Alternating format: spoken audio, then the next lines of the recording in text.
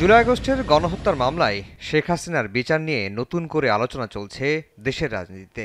বিচার নিশ্চিতের আগে নির্বাচন নিয়ে কথা না বলতে এনসিপি নেতার আহ্বানের পর শুরু হয় নতুন বিতর্ক।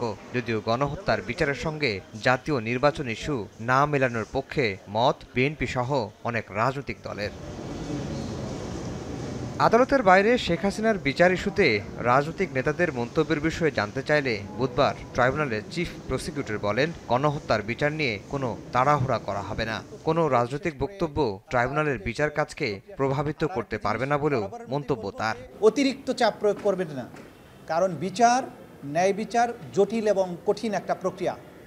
এখানে যদি অপ্রস্তুত অবস্থায় রিপোর্ট আসে অথবা তাড়াহুড়া করে বিচার করে আমি বিচারের কোনো ত্রুটি করি, তাহলে প্রতিপক্ষ এটার সুযোগ গ্রহণ করবে, ন্যায় বিচার পরাভূত হতে পারে।